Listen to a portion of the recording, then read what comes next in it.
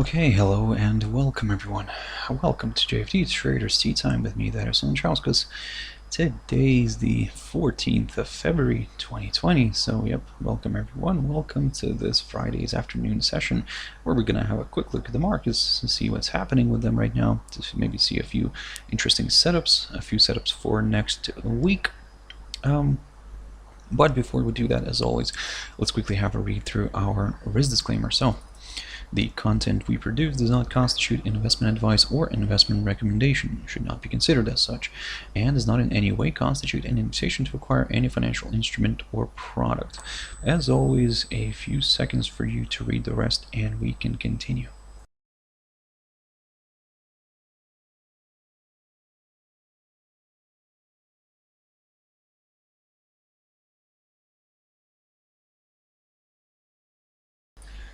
Okay, so also just a quick mentioning of our JFD YouTube channel here, to which you can always subscribe to in order not to miss any of our upcoming videos, and of course our JFD Bank website, and specifically our JFD research page, which you can find here if you go on jfdbank.com and click on the research page right there on the top. It'll take you to this page which we update on a daily basis, so I believe you can find some useful information here, guys, for yourselves. So yep, visit us here on jfdbank.com and click on the research page on the top. Right now then, let's jump into the charts. Now the first one I want to touch on here is the German DAX.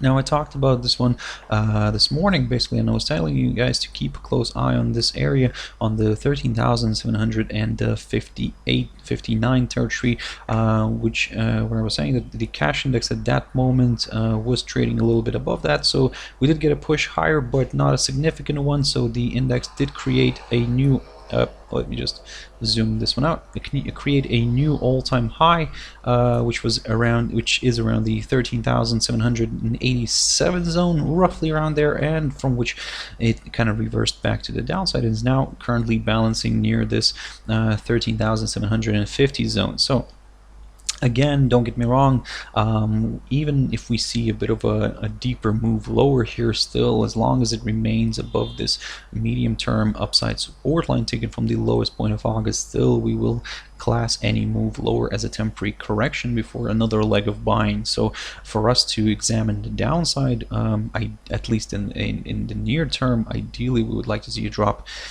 below the 13,445 territory here, which is the low of the 10th of February, or in addition to that, just for that extra confirmation, if you wish, a drop below the 13,400 zone could do the trick here for more sellers, and we could see this one sliding back towards the psychological 13,000 zone and testing a few support areas here. But we would get to that if we see that move lower. For now, any move down could be still seen as a temporary correction before another leg of buying. So let's keep an eye on this one.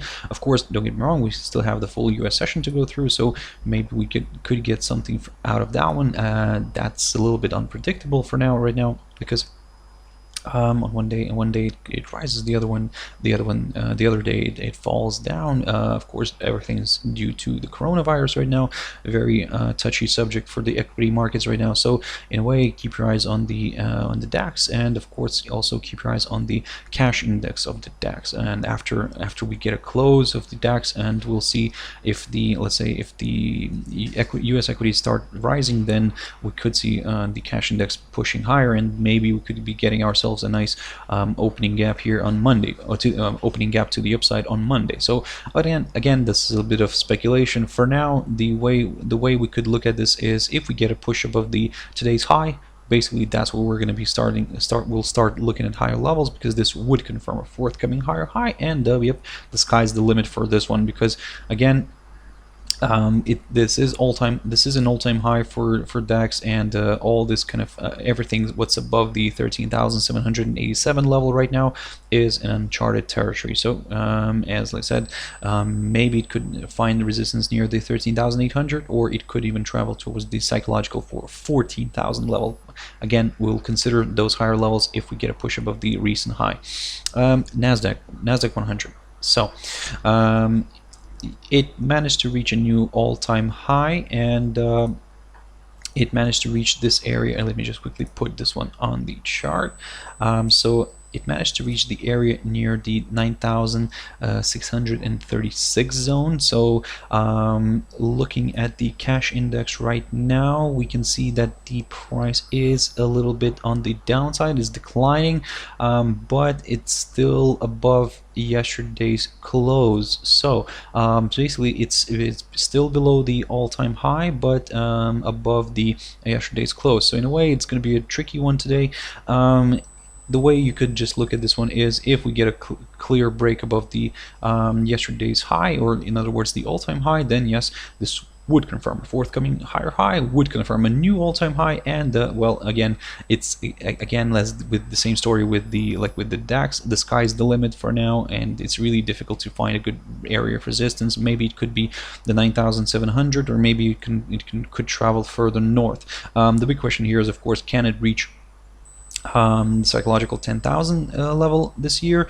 It might. Again, we're in the presidential rally year, so right now, so I mean, we're not going to speculate on this too much. If it gets there, we'll reevaluate the index again. But for now, let's keep it short and simple.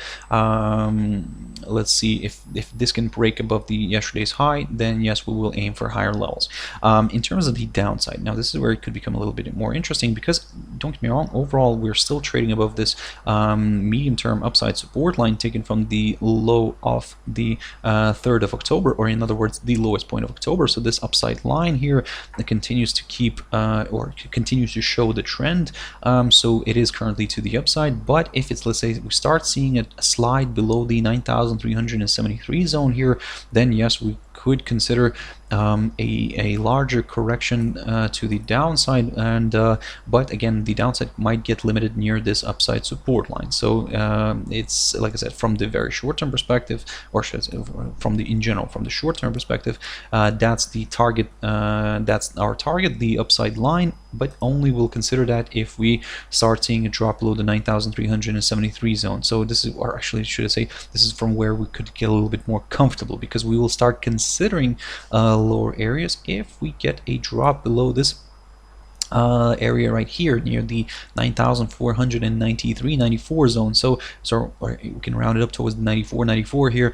A drop below this could open the door towards slightly lower levels, but the only thing is that be very careful, because all this still is a bit of a touchy area, and in a way you could find some support near the 21 EMA, or even maybe just below that. But like I said, that's why we have this level here, the 9373, as the one to watch in order to get a little bit more comfortable with deeper extensions to the downside. But again, don't forget that the deeper extension to the downside could still be seen as a temporary correction, because we are still above this upside support line. Now then, WTI oil. Now I talked about this one this morning, and I was telling you guys to keep a close eye on this barrier on the upper side of the range here that the commodity is currently stuck in, and that's roughly between the 49.30 and the 52.15 zone on the upside. So what I was saying, that if we get a nice good push, and ideally a close at least of a 4-hour candle above this barrier, then we will aim for higher levels. For now, we're on the right track. We did get a bit of an overshoot today already, but as you can see, it kind of the bears quickly pushed the price back down. But now the bulls are really fighting it hard in order to keep this afloat above the upper bound of this little range here. Let's see if by the end of today they can do that, and if we see a nice daily close above this, then, well, I mean, this could increase the WTI's chances of drifting, let's say, a little bit higher here in next week. Don't get me wrong, that overall, yes, I mean, we had a nice decline here. We did break this downside line, but still we are not going to be really that much on the positive side. If we do see a push above this barrier, yes, we will aim for the upside, but we'll be very careful. And for now, we will be only aiming for the 54.35 zone, which is the high of the 29th of January, and also coincides with the 200 EMA on the 4-hour chart. So that's for now, that's our target. But we will consider that area only if we get a nice good, at least a 4-hour candle close above this barrier, above the 52.15. Ideally, we would like to see a daily close but let's wait this one out. Because as I said, it is a bit of a tricky one right now. Yes, our indicators are pointing to the upside. It's good. It kind of supports the idea of a potential move higher. But don't get me wrong. Looking at, for example, the RSI, it is near the over kind of bought territory. So that's why we're not really targeting anything higher above this 54.35 level. Now then, jumping into AUDCHF. Now, this is something I've talked about recently as well, and basically what I was telling you guys to keep an eye on this potential idea of inverted head and shoulders here on the 4-hour chart. So for now, we're balancing near the so-called neckline. And it's not an ideal drawing, don't get me wrong, but actually let me just get rid of it because it's in a way a little bit of our levels. But what I was saying, that if we get a nice good strong push above the 0.6591 zone, then yes, we will aim for higher levels. The only thing is for us to get a little bit more comfortable with the upside. Ideally, we would like to see a push above the 0.6614 zone, and only then kind of we could aim for higher levels, because the rate would also be above its 200 EMA on the 4-hour chart, and in a way kind of all this positivity could lead to a nice rate rise, where our next target could be around the 0.6676 zone. As you can see, previously it acted as a very nice area of resistance back here on the 15th of January and also on the 16th of January and as well on the 17th of January. There we go. So the 15th, 16th and 17th of January, this area kind of held the rate from moving higher, so that's why we could revisit this one. But again, as I said, for us to get a little bit more comfortable with that upside, we need to see a nice good push above this 0.6614 zone. At the same time, this would place the rate above the 200 EMA on the 4-hour chart, and more bulls could see this as a potential positive thing. So let's keep an eye on this one. In terms of the downside, now here it's we can draw something like this. Basically, it's not an ideal one, but still we can draw this upside support line and keep it on the chart just for the sake of it for now. What you could keep an eye on as well is this little area of support. Now, this one here near the 0.6551 zone could in a way be that trigger point for the bears to step in and drive this one a little bit lower. If we do see something like this, we'll move slowly, step by step. We'll then aim for the 0.6491 zone, which is marked by the low of the 9th of February. And if, of course, if the pair wants to drift further south, then yes, we will aim further south. But for now, let's keep it short and simple. Watch these two potential breakout points on the downside, the 0.6551, and on the upside, the 0.6614 zone, GBPAUD. So very quickly on that. Now, here you can see that this level here, the 1.9417 zone, kind of acts as a very strong area of resistance. That's basically the high of the 7th of February. And of course, don't get me wrong, this week the pair did create a new high for February, if I'm not mistaken. Is that correct? Oh, I apologize. No, that's not the high of February. The high of February is this one right here. But it did manage to, well, it did try to make its way higher, but failed to kind of stay above the high of the 7th of February. So, and which is around the 1.9417. Again, you can see this just marks the importance of this level. And in a way, if we do eventually get a nice break here and at least a 4-hour candle close above this barrier, then yes, we will aim for higher areas. For now, we're going to remain somewhat neutral and keep an eye on this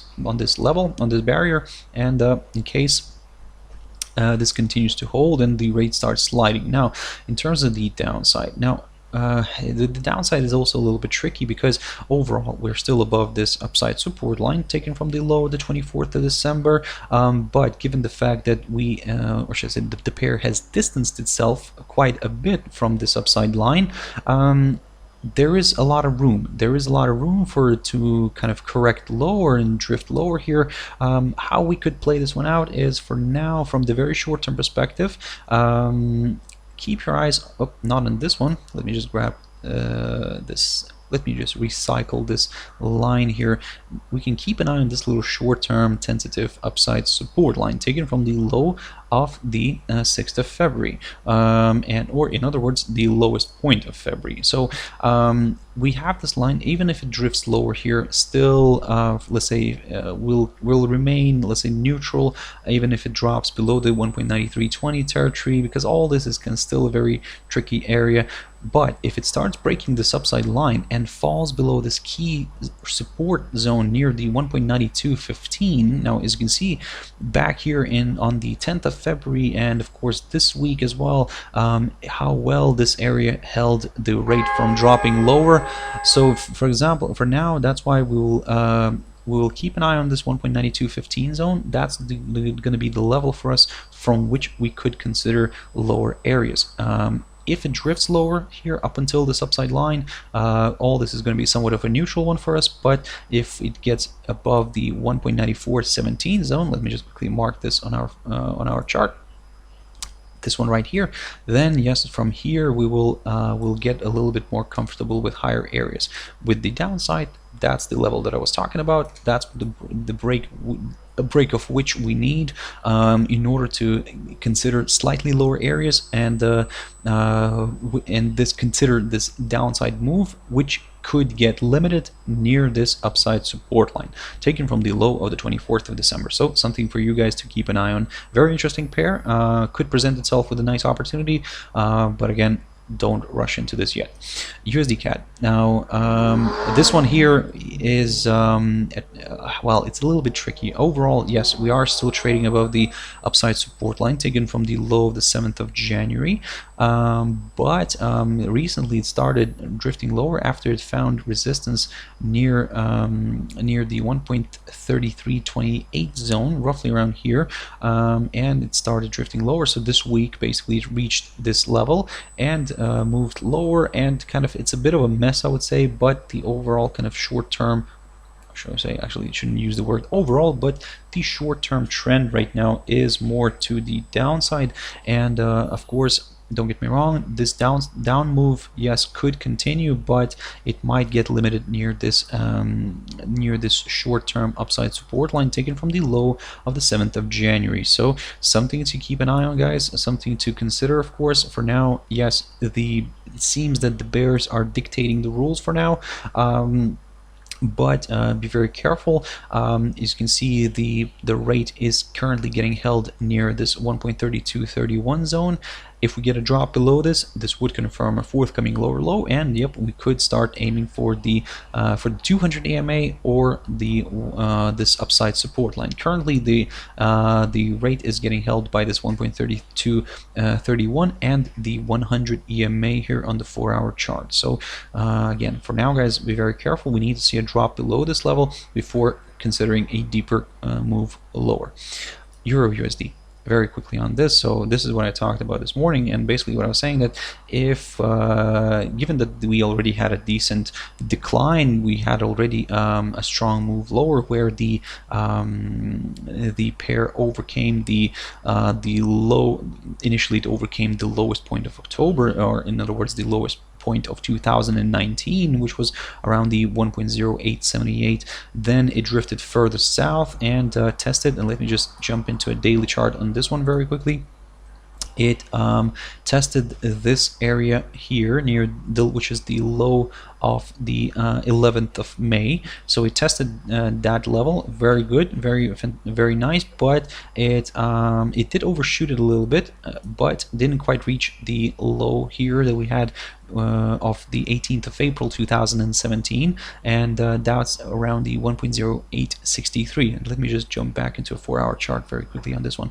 So what I was talking about this morning was saying that we may get a bit of a correction here, given that we already had a steep down move here, but as long as it remains below the short-term downside resistance line taken from the high of the 2nd of February, we will continue targeting the downside. If this line remains intact, yes, the most likely scenario here is to the downside. But if this downside line gets broken and we see the rate popping above the 1.0890 zone, now this is where it could become a little bit more interesting for the buyers, as this could increase the pair's chances to drift a little bit higher for a bit of a larger correction to the upside. But the reason why I'm saying that it's a larger correction to the upside, just because we're still below this downside resistance line taken from the high of the 31st of December. So something to keep an eye on as well, guys, in the near future. But all eyes right now are on this short-term downside line taken from the high of the 2nd of February. If it continues to hold, we could see another round of selling, potentially drifting further south towards that area that I've mentioned, the 1.08 1.0777. There we go. That's the level that I was talking about. That's the high of that April 17th of 2017, if I'm not mistaken. Let me just quickly confirm that again with you guys. So this is a daily chart, and let me just look at this one. So that's the high of April 18th, 2017. So you see how far we've managed to drift south here. But of course, right now, looking at this picture, everything's kind of looking quite interesting. Everything's kind of for now working according to plan. We are seeing this nice correction, but let's see how it plays out near this downside resistance line. So keep your eyes on that one. Okay, guys, I really hope you found it useful. Thank you very much for sticking around and watching until the end. If you want to join me tomorrow on Monday morning, as always, my Trader's Espresso, 7 o'clock GMT time. For now, I hope you have a beautiful evening, have a beautiful weekend, and I'll see you on Monday. Thank you very much, and bye-bye.